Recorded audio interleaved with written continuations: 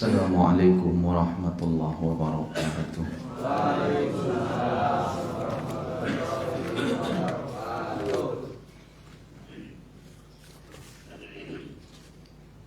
Alhamdulillah wassalatu wassalamu ala Rasulillah wa ala alihi wa sahbihi wa man walah, la hawla wa la quwwata illa billah, amma ba'd. Alhamdulillah Bapak Ibu sekalian, jemaah hadirin hadirat, pada kesempatan pagi ini kita bisa dipertemukan kembali di tempat ini.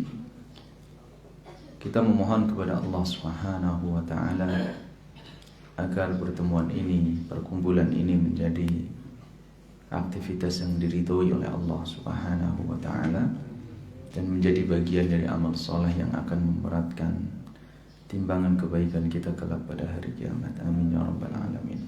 Ya. Masya Allah, ini sudah penuh ya Pak, luar biasa. Mudah-mudahan ini menjadi bukti kita, antusias kita untuk semangat terus menambah ilmu kita. Karena ini yang diperintahkan oleh Allah, wa qur rabbi zidni ilma. Ya Allah, tambahkanlah ilmu kepada kami. Baik, pagi ini kita akan kembali membacakan, menjelaskan Kutaib Aqidatu Ahli Sunnati wal Jamaah. Masih pada step yang pertama, yaitu keimanan kita kepada Allah. Dan bagian dari keimanan kita kepada Allah Subhanahu wa taala adalah apa yang disebutkan di dalam halaman 14 ya, di sini ya. Kita bacakan qala al-musannifu rahimahullah. Wa nu'minu bi anna lillahi ta'ala wajhan mausufan bil jalali wal ikrami, kama qala ta'ala wa yabqa wajhu rabbika dzul jalali wal ikram. Al-ayah Suratul Rahman, al-ayah as-sabi'ah wa 'ishrun atau as-sab'ah wa 'ishrun. Wa nu'minu bi anna lillahi ta'ala yadaini karimataini 'azimataini. Qala Allah ta'ala bal yadahu mabsutatani yunfiku kaifa yasha'. Suratul Maidah, al-ayah 64. Wa qala ta'ala wa ma qadarullaha haqqa qadrihi wal ardu jami'an qabdatuhu yawmal qiyamati was samawati matwiyatun biyamini subhanahu wa ta'ala amma yushrikun. Suratul Zumar, al-ayah as-67. Wa nu'minu bi anna lillahi ta'ala 'aynaini ithnataini haqiqataini liqaulihi ta'ala wasna'il fulka bi a'yunina wa wahyina. Suratu Hud, al-ayah as-37. Wa qala an-nabiy sallallahu alaihi wasallam hijabuhu an-nuru law kashafahu la ahraqat sabahatu wajhihi man taha ilaihi basaruhu min khalqihi.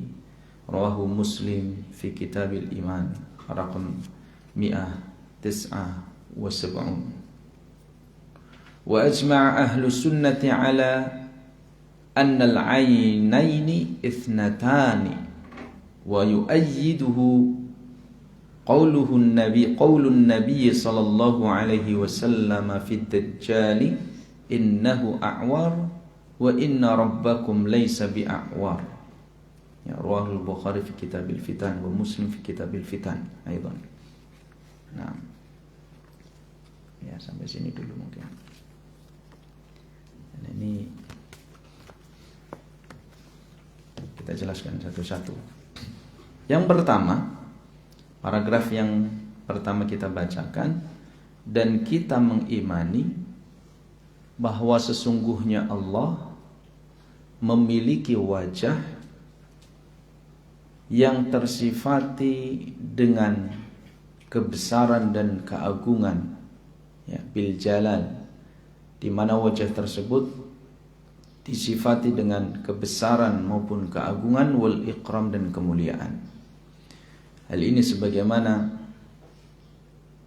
firman Allah Subhanahu wa taala di dalam surat Ar-Rahman ayat 27. Wa yabqa wajhu rabbika dzul jalali wal ikram.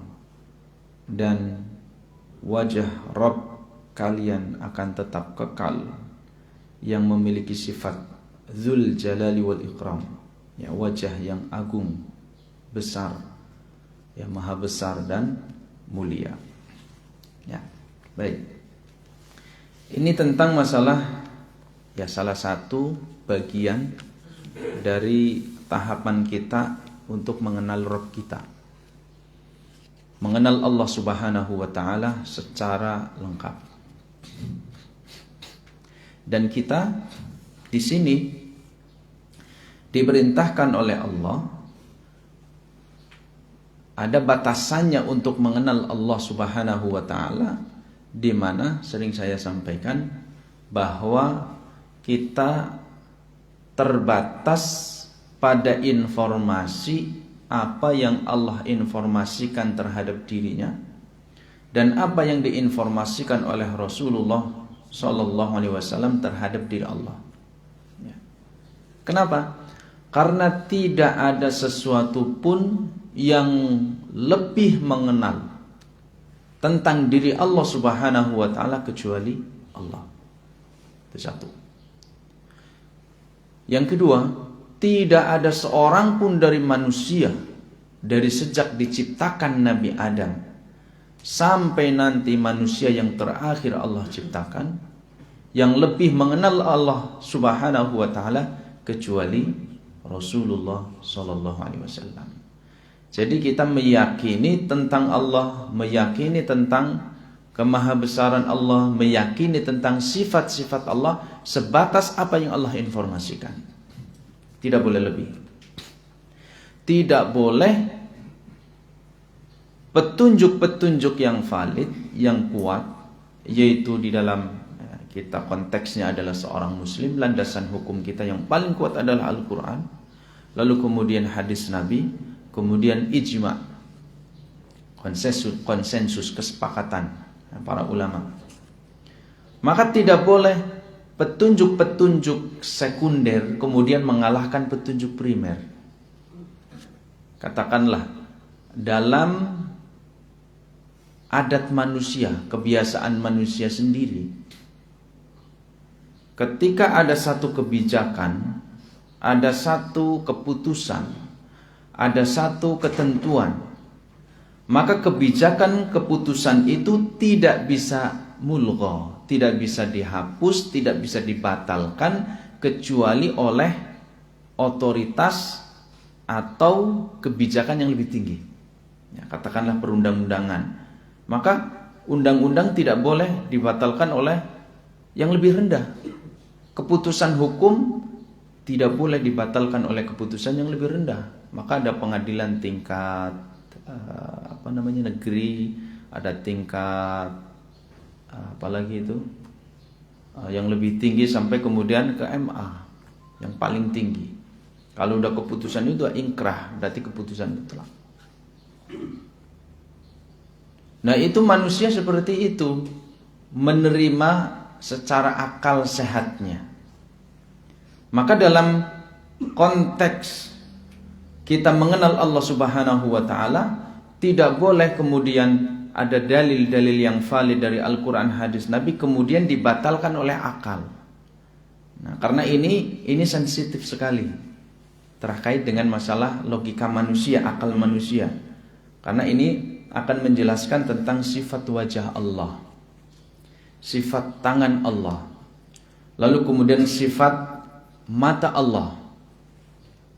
Kenapa? Karena logika manusia ini adalah bagian-bagian dari tubuh, anggota tubuh. Lalu kemudian konsekuensinya kalau ada mata, ada wajah, ada tangan, berarti Allah punya jism, Allah punya tubuh. Nah, itu yang tidak disebutkan. Allah tidak menginformasikan tentang masalah jism itu. Allah tidak menginformasikan, memberikan statement, memberikan satu pernyataan bahwa Allah memiliki tubuh, memiliki jasad. Tapi terhadap bagian-bagian ini dalam konteks manusia ya, ada tangan, itu kan bagian tubuh manusia, ada mata, itu Allah informasikan. Ya, sehingga jangan sampai kemudian kita, dalil akal kita, logika kita kemudian mengalahkan wahyu. Tidak boleh ya. Dawabitnya ataupun batasannya adalah disebutkan di dalam surat Al-A'raf ayat 33. Surat Al-A'raf ayat 33. Allah Subhanahu wa taala berfirman, "Qul innama harrama rabbiyal fawahisha ma dhahara minha wa ma batana wal ithma wal baghya bighairil haqqi wa an tusyriku billahi ma lam yunazzil bihi sultana wa an taqulu 'ala Allahi ma la ta'lamun." Katakanlah wahai Muhammad, sesungguhnya Rabbku, Tuhanku hanyalah mengharamkan perbuatan-perbuatan keji yang terlihat, yang nampak, ma dhahara minha wa ma batana, dan yang tersembunyi, wal ithma wal baghya bighairil haqq, perbuatan dosa. Rabbku, Tuhanku juga mengharamkan perbuatan zalim yang dilakukan tanpa alasan yang benar. Dan Tuhanku, Rabbku juga mengharamkan untuk mensekutukan Allah dengan sesuatu pun, malam yunazzil bihi sultana, yang mana Allah tidak memberikan alasan yang benar di dalamnya, wa an taqulu 'alallahi ma la ta'lamun. Dan poinnya yang terakhir, ini penggalan yang terakhir, dan Allah, Rabbku, Tuhanku mengharamkan untuk mengatakan terhadap Allah sesuatu yang tidak kita ketahui. Nah, jadi informasi kita hanya satu arah, yaitu wahyu dari Al-Quran maupun dari hadis. Kita hanya mendapatkan informasi itu, sehingga logika kita tidak boleh kemudian mengalahkan wahyu. Kemudian yang kedua, surat Al-Isra ayat 36, Allah Subhanahu wa taala berfirman, wala taqfu ma laysa laka bihi ilmun innas sam'a wal basara wal fuada kullu ulaika kana anhu mas'ula. Dan janganlah Anda mengikuti, waqafa yaqifu, itu artinya berhenti. Artinya di sini mengikuti, berhenti. Dan janganlah Anda mengikuti ma laysa laka bihi ilmun, sesuatu yang tidak Anda ketahui, sesuatu yang Anda tidak punya ilmu maupun pengetahuan terhadapnya. Tidak boleh itu diikuti. Kalau kita nggak tahu, maka pengetahuan kita hanya sebatas apa yang Allah informasikan, Rasulullah SAW informasikan. Kenapa? Innas sam'a wal basara wal fuada, karena semua itu, baik itu pendengaran, baik itu penglihatan, baik itu hati, kullu ulaika, semuanya itu akan dimintai pertanggungjawaban oleh Allah Subhanahu wa taala. Sehingga ketika kita membuat satu pernyataan terhadap Allah yang tidak ada dasar hukumnya, yang tidak ada landasan hukumnya, maka itu menjadi satu pernyataan yang harus dipertanggungjawabkan nanti di hadapan Allah Subhanahu wa taala. Apalagi kalau posisinya adalah, sering saya katakan, public figure, orang yang punya pengaruh, orang yang punya pengikut, mereka yang punya followers, mereka yang punya muhibbin, pencinta-pencinta, punya pengikut. Keliru dia menyampaikan, salah dia menyampaikan, berarti bukan hanya dia mempertanggungjawabkan terhadap dirinya, berarti terhadap orang-orang yang kemudian dia mendapatkan informasi darinya. Nah, itu batasannya Bapak Ibu sekalian. Karena ini perlu terus dibangun, terus prinsip ini ditegakkan supaya kita tidak keluar dari prinsip-prinsip dasar ini, sehingga kita kuat ya. Baik, tentang sifat wajah Allah Subhanahu wa taala sebagaimana di sini, dan kita mengimani sesungguhnya Allah itu memiliki wajah yang disifati dengan keagungan, kebesaran dan kemuliaan. Dalilnya apa? Yaitu yang pertama adalah surat Ar-Rahman ayat 27. Jadi kita harus meyakini Allah itu memiliki wajah. Itu yang pertama. Karena Allah yang menginformasikan sendiri. Allah Subhanahu wa taala berfirman, "Kullu man 'alaiha fan wa yabqa wajhu rabbika dzul jalali wal ikram." Semua yang ada di atas muka bumi, semua yang ada di bumi fana, akan binasa, akan hancur. Wa yabqa wajhu rabbika, dan wajah Rabbmu yang akan kekal, dzul jalali wal ikram, wajah yang penuh dengan kemuliaan dan keagungan. Dalil yang kedua kita tambahkan di sini, yaitu firman Allah Subhanahu wa taala di dalam surat Al-Qasas ayat 88. Allah Subhanahu wa taala berfirman, "Kullu syai'in halikun illa wajhah." Di situ disebutkan wajhun, wajah. Kullu syai'in, segala sesuatu, halikun, akan binasa, illa, kecuali wajhah, kecuali wajahnya, wajah Allah Subhanahu wa taala. Nah, ini diantara ayat ataupun firman Allah yang memberikan petunjuk, dalil, informasi bahwa Allah Subhanahu wa taala memiliki wajah. Kemudian dalil dari hadis. Jadi tingkatan yang pertama adalah Al-Quran, yang kedua adalah hadis. Hadis yang diriwayatkan di dalam Sahih Al-Bukhari, di mana Rasulullah sallallahu alaihi wasallam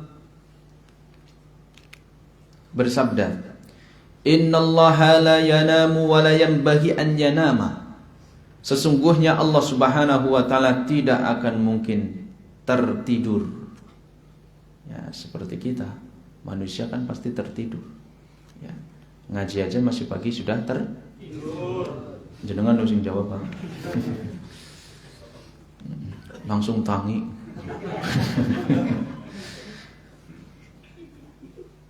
Innallaha la yanamu, Allah itu adalah zat yang tidak akan pernah tertidur. Wala yambahi an yanama, dan tidak layak Allah itu menjadi zat yang akan merasakan tidur.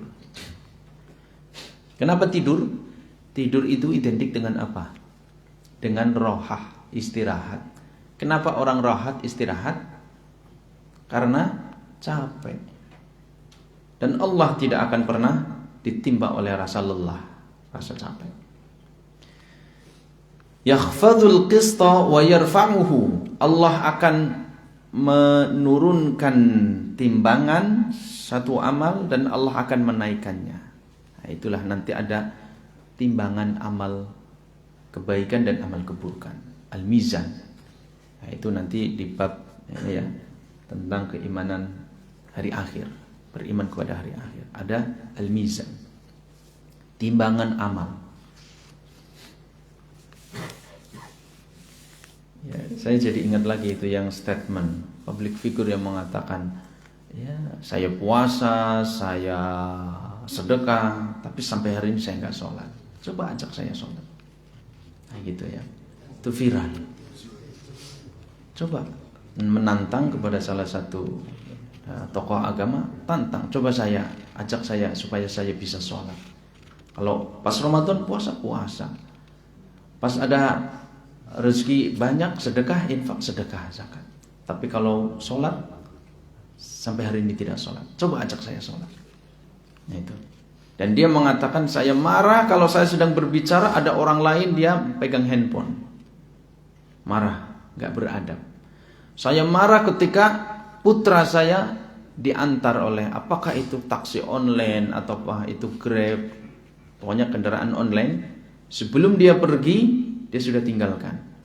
Artinya ketika ada tamu, Sebelum punggung itu betul-betul lenyap, artinya sudah nggak terlihat, maka tidak boleh beranjak dari tempat itu sebagai ucapan terima kasih. Sudah mengantarkan, sudah memberikan jasanya, membantunya. Nah, dia seperti itu jawabannya. Karena memang dikenal, dia punya prinsip itu. Nggak suka kalau sedang berbicara ada orang pegang handphone, ngomong sendiri dia gitu. Ya. Artinya kalau handphone buat nulis nggak apa-apa, gitu ya. Handphone buat catat nggak apa-apa.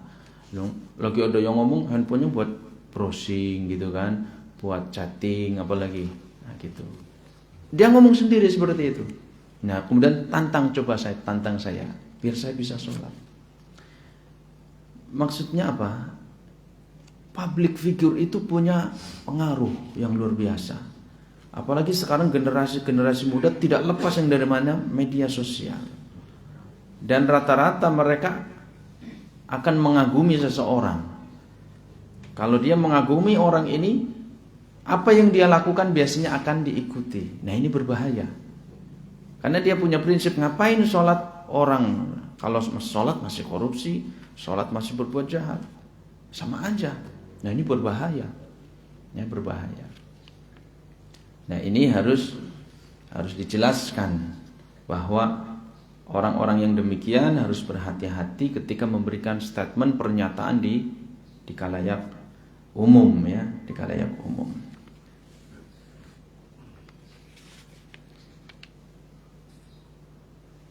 Artinya apa Bapak Ibu sekalian muliakan Allah, bahwa nanti ini mungkin kita perdalam lagi pada pembahasan sholat gitu ya. Orang silahkan dia mau sholat atau apa. Yang jelas intinya sholat itu adalah wujud penghambaan yang paling tinggi kepada Allah. Dibuktikan dengan bahwa perintah sholat itu secara langsung lewat peristiwa Isra Mi'raj, itu satu. Yang kedua, ada satu kondisi di mana kepala kita sebagai tempat yang paling mulia harus diletakkan menjadi yang paling dasar, paling bawah, paling hina ketika sholat. Maka itu menunjukkan bahwa sholat itu adalah penghambaan yang paling tinggi seorang hamba kepada Allah Subhanahu wa ta'ala. Dia mau milih sholat atau tidak, yang jelas bahwa sholat adalah penghambaan yang paling tinggi sebagai bentuk rasa syukur kepada Allah Subhanahu wa ta'ala. Jadi dia lupa ketika dia mengatakan, saya marah kepada anak saya kalau dia diantar oleh taksi online, dia tidak menghormati, tidak ada rasa terima kasih seperti itu. Dia lupa bahwa dirinya tidak berterima kasih kepada Allah atas karunia yang selama ini diberikan, kesehatan, kelapangan, hidup, nafas dan seterusnya. Dia tidak mau tunduk sebagai ucapan terima kasih dengan sholat itu kepada Allah Subhanahu wa ta'ala. Sebenarnya dia yang sombong, dia lupa kepada dirinya sendiri. Nah di sini yang jelas sholat adalah kebaikan, dia tidak sholat adalah satu keburukan. Yahfadzul qista wa yarfa'uhu, nanti Allah akan menaikkan timbangan itu maupun menurunkannya itu sesuai dengan tingkat bobot amal kebaikan maupun keburukannya. Yarfa'u ilaihi amalul laili qabla amalun nahar. Allah akan mengangkat amal-amal baik buruk maupun baik yang dikerjakan pada malam hari sebelum amal-amal siang hari dikerjakan. Wa amalun nahari qabla amalul lail, dan amal-amal siang hari itu pun akan diangkat oleh Allah sebelum amal-amal malam hari itu dilakukan oleh manusia. Hijabuhun nur, kata Rasulullah, hijabuhun nur, penghalang ataupun hijabnya, pembatasnya adalah cahaya. Pembatasnya adalah cahaya. Lau kasyafahu, andai Allah menyingkap pembatas itu, hijab itu, la ahraqat sabahatu wajhihi mantaha ilaihi basaruhu min khalqihi.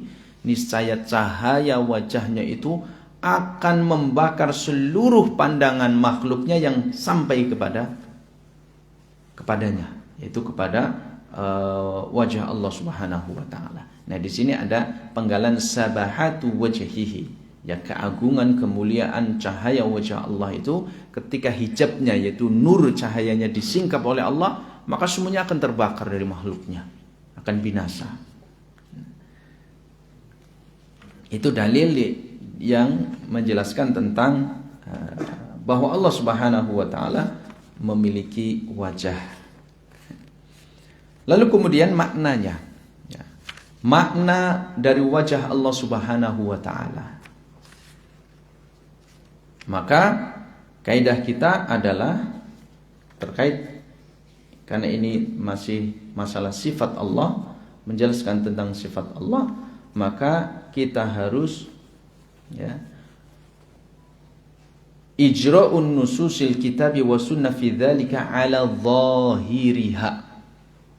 Kita wajib membiarkan nas-nas Al-Qur'an maupun hadis sebagaimana mestinya, sebagaimana makna yang nampak, 'ala dhahiriha. Makna yang nampak. Ya, makna yang nampak.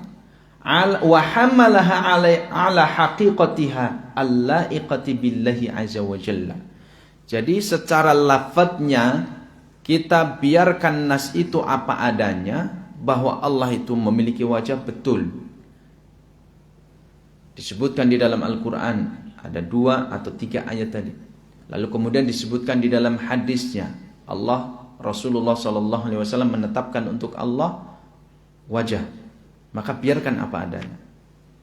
Lalu kemudian kita biarkan makna itu pada hakikatnya. Jadi makna wajah itu dalam mindset manusia, dalam pandangan pikiran manusia adalah syai'un ma'lumun, sesuatu yang maklum, yang diketahui. Karena nggak mungkin Allah berkomunikasi, berfirman, berkata sesuatu yang tidak dipahami. Maka ketika Allah berfirman kullu syai'in halikun illa wajha, wajah di situ adalah lafaz sesuatu yang dipahami. Maka biarkan itu ala zahiriha, pada makna yang nampak. Lalu kemudian kita makna itu adalah makna hakikatnya, bukan majas, bukan kiasan. Ya, seperti kemarin yang sudah kita jelaskan tentang sifat-sifat Allah yang lainnya. Sifat marah, sifat cinta, sifat ridha. Kemudian sifat Allah datang nanti pada hari kiamat. Sifat Allah turun, Allah bersemayam di atas arsy. Biarkan nas-nas itu apa adanya, baik di dalam Al-Quran maupun hadis.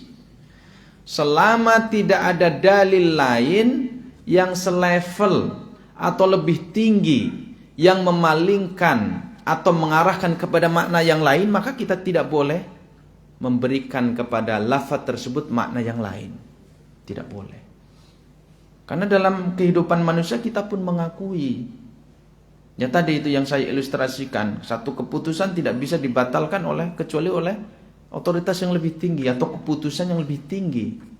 Maka untuk memalingkan makna ini tidak bisa kecuali oleh dalil yang selevel, Al-Quran maupun hadis. Ada hadis yang lain yang menyebutkan, maupun yang lebih tinggi. Nah, selama tidak ada, berarti ijra'un nusus ala zahiriha. Kita biarkan apa adanya, dan makna itu adalah makna pada hakikatnya. Yang dimaksud pada hakikatnya adalah allaiqu billahi azza wa jalla, yang sesuai dengan keagungan dan kebesaran Allah Subhanahu wa taala, namun tidak sama dengan makhluknya. Manusia punya wajah, hewan punya wajah, Allah punya wajah, tapi wajah Allah sesuai dengan keagungan dan kemahabesaran Allah, yang tidak sama dengan wajah makhluknya, baik manusia, hewan ataupun yang lainnya. Karena Allah berfirman, laisa kamitslihi syai'un wa huwas samiul basir. Tidak ada sesuatu pun yang serupa dengan Allah Subhanahu wa taala. Itu yang wajib kita imani. Kita mengimani berarti kita menerima, karena ini bentuknya adalah informasi, khobar. Kita terima ayat itu. Kalau kita tolak berarti kita mengingkari Al-Quran. Wah, gak mungkin Allah punya wajah, berarti sama dengan manusia dong, sama dengan makhluknya dong. Ya. Kita imani dulu, berarti kita, karena ini informasi bukan perintah larangan, berarti kita terima dulu ini ayat-ayat maupun hadis-hadis yang mengatakan demikian, kita terima. Karena kemarin konsekuensi dari keimanan adalah kalau itu informasi berarti kita harus al-qabul, menerima dulu, kemudian ada at-tasdiq, sebelumnya kita meyakini, kemudian kita menerimanya. Itu konsekuensinya. Menerima. Jadi tidak boleh dipalingkan kepada mana yang lain. Itu adalah makna hakikatnya yang tidak sama dengan makna makhluknya. Dan tidak boleh kita hanya membiarkan maknanya sesuai dengan kehendak Allah. Maknanya maklum dipahami. Jadi bukan tahfidzul makna. Lafadznya diterima, tapi maknanya kita serahkan kepada Allah. Tidak. Yang kita serahkan kepada Allah apa? Kaifiyahnya. Maknanya kita terima, wajah, mafhum, maklum. Tapi kaifiyahnya, hakikatnya itu yang kita serahkan kepada Allah. Seperti apa itu Allah? Wajahnya seperti apa? Itu yang kaifiyahnya, gambarannya. Itu yang tidak boleh kita tanyakan. Ya. Maka di sini kaidahnya pun sama, al-wajhu ma'lumun wal kaifiyatu majhulun wasu'alu anhu bid'atun. Jadi wajah Allah maknanya maklum. Adapun kaifiyahnya itu yang kita tidak ketahui, dan menanyakan bagaimana sih wajah Allah itu yang tidak pernah dilakukan oleh para sahabat Nabi SAW. Itu yang pertama. Terkait masalah bahwa keimanan kita bentuknya kepada sifat-sifat Allah yang demikian adalah kita biarkan apa adanya, dan itu adalah makna pada hakikatnya yang sesuai dengan keagungan Allah yang tidak sama dengan makhluknya. Kemudian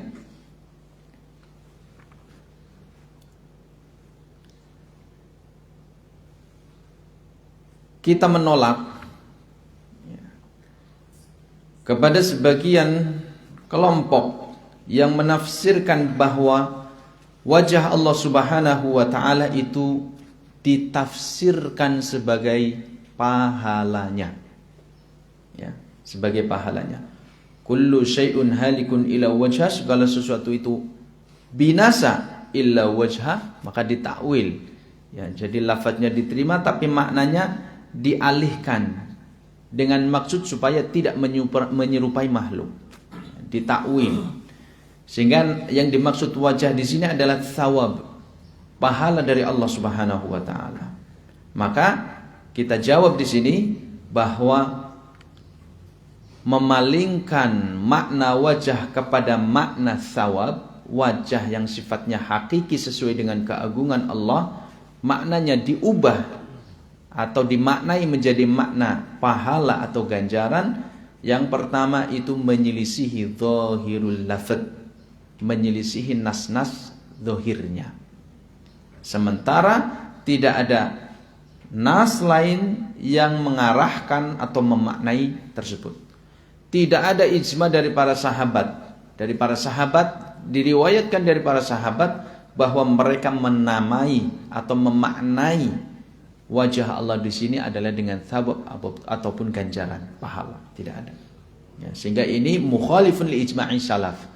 Ini menyelisihi ijma' kesepakatan para salaf, yaitu para sahabat ridwanullahi alaihim. Ya. Yang ketiga, kita lihat dari konteks kalimatnya. Konteks kalimatnya. Hal yumkinu an yusafa thawabu bihadihi sifatil azimah. Nah, ya.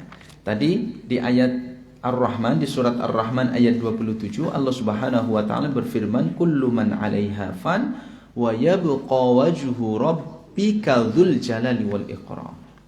Nah, di sini kalau kita belajar bahasa Arab itu ada namanya sifat mausuf. Ada objek yang disifati, ada sifatnya. Maka secara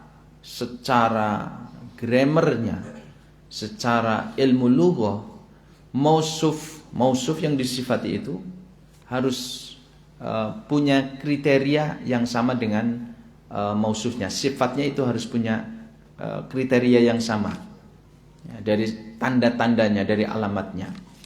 Misalkan baitun kabirun. Kabir itu kan besar artinya. Baitun rumah. Baitun kabirun. Kabir itu sifat. yang menjelaskan satu objek. Itu sifat, menggambarkan satu objek besar.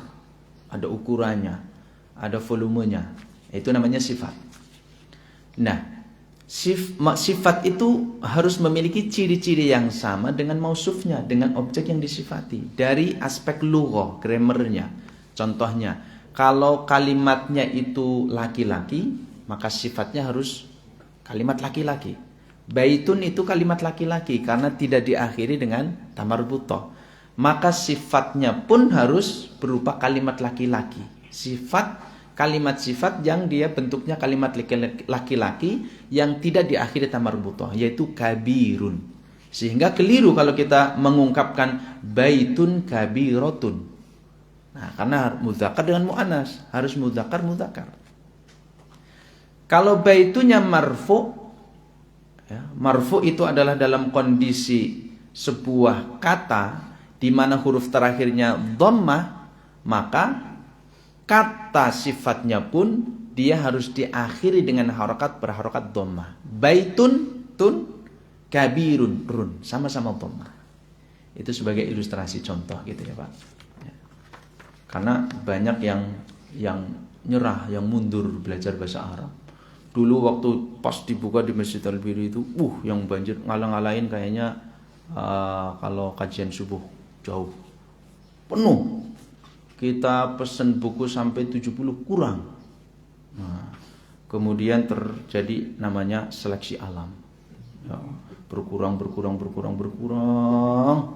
sampai kemudian ibu-ibu paling 1, 2, ada yang 3, kadang 0, nggak berangkat. Ya pernah cuma yang datang 1 atau 2, jadi ngaji enggak aja lah gitu. Pernah itu Bang nggak jadi ngaji karena nggak ada yang datang gitu. Ya, di sini ya awal-awalnya direkam kayak gini, biar yang nggak datang ikut bisa ngaji gitu dari rumahnya gitu. Ya kita husnudon awalnya, dia nggak datang mungkin ngaji dari rumah gitu. Ternyata besok nggak datang lagi, sampai sekarang nggak datang terus, sudah berapa tahun ini. Berarti nggak ngaji di rumah juga nggak ngaji gitu. Kalau datang besok nggak datang, besok datang lagi, kan bisa kita kasih PR gitu kan. Ternyata nggak datang terus. Nah, jadi banyak yang mundur. Nah, itu belajar bahasa Arab ada pelajaran itu. Nah di sini kita melihat kepada konteks itu. Ada penggalan wa yabqa wajhu dhammah wajhu rabbik. Wajhu rabbik. Lah wong aku marfu ya orang ngerti dhammah apa sih ya. Nyambung mboten Pak? Sing jawab kurang pira ge kan. Berarti orang nyambung ya. Iya memang ya. Maka menjelaskan ini harus ya butuh waktu juga ya. Makanya kadang kita belajar bahasa Arab ada manfaatnya, betul ada manfaatnya. Sebagian ulama menjelaskan bahasa Arab fardu kifayah. Hukumnya fardu kifayah. Mengatakan bahasa Arab itu fardu hukumnya, belajar bahasa Arab wajib. Tapi kifayah mencukupi. Kalau sudah ada yang belajar, saqatal ismu anil baqin, berarti yang lain enggak berdosa karena udah cukup. Yang penting ada satu yang belajar. Nah, kebanyakan kita yaitu kita mengandalkan orang. Fardu kifayah ikilah, sana sing belajar. Jarang kita termotivasi, saya bagian dari yang melakukan fardu kifayah gitu ya. Atau misalkan di kampung bapak saya, kalau ada jenazah yang meninggal, yang sholat cuma berapa gelintir, sedikit. Padahal sudah dijelaskan pahalanya besar, ininya besar. Yang sholat cuma berapa? Ya. Paling satu soft itu berapa orang? Rata-rata karena mereka melayat datang bukan pakai pakaian yang layak untuk sholat. Bawa golok, celana pendek, pakai topi, pakai kaos gitu kan. Monggo Pak yang mau ikut mensolatkan gitu. Sholatnya gimana kayak gini ya. Nah kalau memang dari rumahnya ada tetangga yang meninggal, saudara yang meninggal, saya ikut mendoakan lah. Maka udah siapkan dia pakaian minimal ya panjang, kemudian rapi gitu kan. Maka dia lebih senang ambil bagian yang kalau dulu zaman saya kecil itu masih ini kerandanya itu kan dadakan buatnya itu kan dari bambu itu. Jadi dia ambil bagian itu aja lah yang bikin keranda dari bambu dulu aja. Bukan ikut andil pada bagian yang fardu kifayah yang menyolatkan itu. Itu juga bagus-bagus. Tapi kalau bisa semuanya, bisa melayat, kemudian bisa mensolatkan sampai mengantar jenazah, pahalanya besar. Pahalanya besar. Kirotoni, seperti dua gunung. Gunung yang besar. Nah, baik, kembali ke sini. Ya, mudah-mudahan ini bisa menjadi tambahan pengetahuan dari sisi lughah bahasa ya. Dulu pernah ada sedikit ya, penyinggungan tentang masalah bahasa di sini. Di sini wajhu memakai dhammah, wajhu namanya marfu, dhammah. Rabbik, Rabbnya memakai kasrah, wajhu rabbik. Wajah Rabbmu. Itu namanya mudhaf ilaih. Wajah Rabbmu. Maka kemudian sifatnya itu memakai dhammah. Ya. Rabbnya itu harokatnya kasrah, wajahnya harokatnya dhammah, sifatnya harokatnya dhammah ataupun marfu, karena di sini dia bukan mufrad itu, karena dia termasuk isim yang khusus, maka di sini kita katakan marfu saja. Wa yabqa wajhu rabbika dzul jalali wal ikram, pakai dzu dhammah di sini marfu.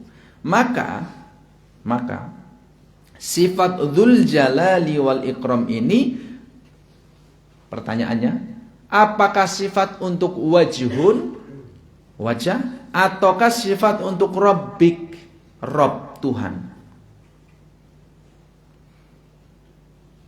Pertanyaannya itu ya. Sifat yang memiliki keagungan dan kemuliaan, keagungan dan kemuliaan itu kan sifat, menggambarkan sesuatu. Apakah sifat ini untuk wajah atau untuk mensifati Rabb? Karena ada dua, wajhu rabbika dzul jalali wal ikram. Maka bisa dijawab dari aspek lughah bahwa sifat di sini adalah mensifati wajah dari dhammahnya itu. Wajhu dzu, sama-sama dhammah. Kalau rabbi kasrah harusnya wajhu rabbika, kalau sifatnya itu mensifati Rabb, wajhu rabbika dzil jalali wal ikram. Itu sebagaimana di dalam surat Ar-Rahman di ayat 78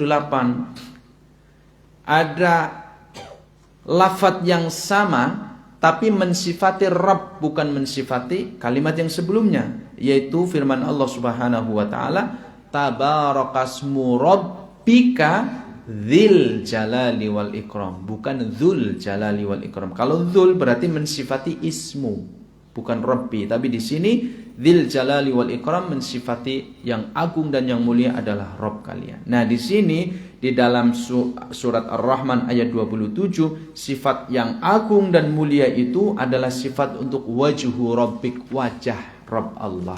Nah, sehingga ini mengaitkan kepada makna sawab tadi. Kalau wajah Allah diartikan pahala atau ganjaran, maka tidak tepat. Nah, tidak tepat. Kenapa tidak tepat? Karena wajah Allah, ya, wa yabqa wajhu rabbika dzul jalali wal ikram. Semua apa yang di bumi akan hancur kecuali pahala Allah yang memiliki keagungan dan kemuliaan.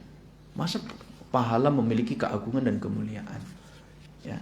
Maka ini menunjukkan dzul jalali wal ikram itu menunjukkan bahwa wajah Allah di sini itu bukanlah yang dimaksud thawab, sehingga kita kembali kepada langkah pertama tadi, kita biarkan nas itu apa adanya dan maknanya pada hakikatnya sesuai dengan keagungan Allah Subhanahu wa taala, dan kita tidak mentakwil atau mengalihkan kepada makna yang lain, menafsirnya kepada makna yang lain, selama tidak ada nas, tidak ada dalil yang selevel atau yang lebih tinggi yang memalingkan kepada makna zahirnya. Kalau kita kemudian lebih mengedepankan akal, lebih mengedepankan logika daripada nas-nas ini, maka kita terjebak masuk ke dalam firman Allah Subhanahu wa taala yang tadi, wala taqfu ma laisa laka bihi ilmun. Kita mengikuti sesuatu yang tidak kita ketahui, atau kata Allah Subhanahu wa taala, wa an taqulu 'ala Allahi ma la ta'lamun. Kita mengucapkan sesuatu yang kita tidak ketahui, yang itu dilarang oleh Allah Subhanahu wa taala, dan itu semuanya akan dimintai pertanggungjawaban oleh Allah Subhanahu wa taala. Hadza wallahu a'lam. Insyaallah kita lanjutkan lagi, karena ini masih pembahasan tentang kedua tangan, kemudian apa lagi itu? Baca mata, kedua mata Allah Subhanahu wa taala. Ini baru tentang dalil-dalil wajah, tentang wajah Allah Subhanahu wa taala, dan rad maupun bantahan terhadap orang-orang yang kelompok yang mentakwil wajah Allah artinya adalah pahala, supaya tidak terjebak mentamsilkan atau memisalkan Allah dengan makhluknya. Hadza wallahu a'lam. Mudah-mudahan kita menjadi hamba Allah yang senantiasa mendapatkan taufik dan hidayahnya, tunduk kepada syariat-syariatnya, dan kita kembali dalam keadaan diridhoi oleh Allah Subhanahu wa taala. Demikian qulu qauli hadza subhanakallahumma wa bihamdika asyhadu an la ilaha illa anta astaghfiruka wa atubu ilaik. Assalamualaikum warahmatullahi wabarakatuh.